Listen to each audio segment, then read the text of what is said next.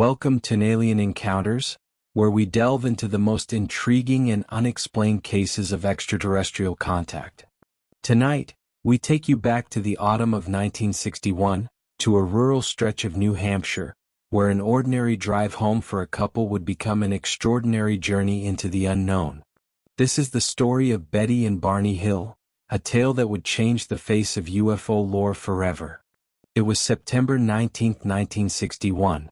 Betty and Barney Hill, an interracial couple from Portsmouth, New Hampshire, were returning from a belated honeymoon trip to Niagara Falls and Montreal. Their route took them through the picturesque White Mountains, a region known for its breathtaking beauty and, as they would soon discover, its unexplained phenomena. Betty, a social worker handling child welfare cases, and Barney, a postal worker who often drove 60 miles a day and worked the night shift, were both dedicated to their jobs and active in their community through volunteering. On the last night of their trip, they departed a diner in Vermont around 10 p.m., hoping to make it back to Portsmouth around 2 a.m. As they drove south on Route 3, the night was crisp and clear with the stars twinkling above. It was around 10:30 p.m. when Betty first noticed a bright point of light in the sky that moved from below the moon and the planet Jupiter, upward to the west of the moon. While Barney navigated the road, Betty reasoned that she was observing a falling star, only it moved upward. Because it moved erratically and grew bigger and brighter, Betty urged Barney to stop the car for a closer look, as well as to walk their dog Delcy. Barney stopped at a scenic picnic area just south of Twin Mountain. Through a pair of binoculars, Barney saw something that would challenge everything he thought he knew about the world. A huge, silent craft hovered above their car, its windows filled with humanoid figures in glossy black uniforms and caps. The figures seemed to be staring back at him. Barney described the craft as a giant pancake, with red lights on batwing fins that began to telescope out of its sides. A long structure descended from the bottom of the craft, and the silent vessel approached to within 50 to 80 feet above their car and 300 feet away from him. In a state of panic, Barney ran back to the car and they sped away. But as they drove, a strange drowsiness overtook them. They heard strange beeping noises from their trunk and eventually lost consciousness. When it passed, they found themselves miles down the road with no memory of how they got there. The next morning, Betty and Barney woke up in their home in Portsmouth, but something was off. Their watches had stopped working, Betty's dress was torn at the hem, zipper, and lining, and Barney's shoes were scuffed. The trip, which should have taken about 2 hours, had somehow taken 3. Betty awoke and placed the shoes and clothing she had worn during the drive into her closet, observing that her dress was damaged. Later, when she retrieved the items from her closet, she noted a pinkish powder on her dress. She hung the dress on her clothesline and the pink powder blew away, but the dress was irreparably damaged. She eventually threw it away but then changed her mind and retrieved it, hanging it in her closet. Over the years, 5 laboratories have conducted chemical and forensic analyses on the dress. As they tried to piece together what had happened, they began to experience disturbing dreams and anxiety. Betty spent hours in the library reading about UFO sightings and filed a report with the local Air Force base, concerned about radiation exposure. Desperate for answers, they turned to psychiatrist Dr. Benjamin Simon, who specialized in hypnosis.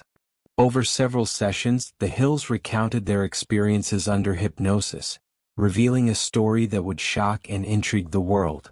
Under hypnosis, they described being taken aboard the alien ship, separated and subjected to medical experiments. The beings, described as short with gray skin, performed various tests, including hair and nail clippings, skin peeling, and even a pregnancy test on Betty. Betty recalled that one needle was even inserted into her stomach as a pregnancy test. Throughout the ordeal, Betty and Barney Hill claimed that one of the beings was the leader who was observing the process from the side. One of the most compelling pieces of evidence from their hypnosis sessions was a star map that Betty drew, which she claimed was shown to her by the aliens. Years later, this map would be interpreted by a woman named Marjorie Fish, who suggested that the beings had come from the Zeta Reticuli system, approximately 39 light-years from Earth. The Hills' story was widely publicized in books and movies. Their account was adapted into the best-selling 1966 book The Interrupted Journey and the 1975 television film The UFO Incident.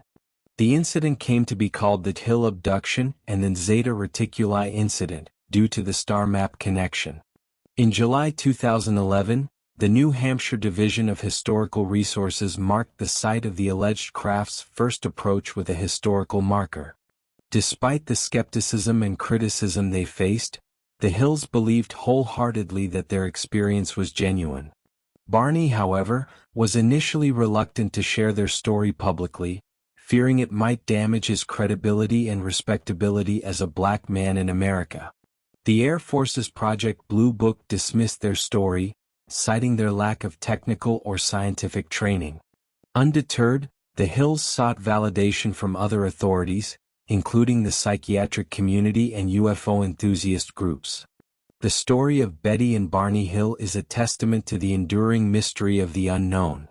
Whether you believe their account or view it as a product of their imagination, one thing is certain. Their experience has left an indelible mark on our collective fascination with the possibility of extraterrestrial life. Nearly everything we know, or think we know, about alien abductions begins with Betty and Barney Hill. They were the first people to claim they had been abducted by aliens, the first to describe aliens as short with gray skin, and the first to be widely believed. Betty continued doing research on UFOs for the remainder of her life, and the story of the Hills became one of the most widely publicized alien encounters in history. It even shaped the way alien encounters are discussed today in the media. Barney passed away in 1969, but Betty remained the custodian of their legacy, though she became increasingly isolated and paranoid in her later years, often seeing alien crafts in the stars every night. The truth is out there, and together we're uncovering it piece by piece. If you enjoyed this story and want to dive deeper into the world of extraterrestrial encounters, don't forget to hit the subscribe button and join our Alien Encounters community. Stay curious, stay vigilant, and until next time, keep your eyes on the skies. Thanks for watching.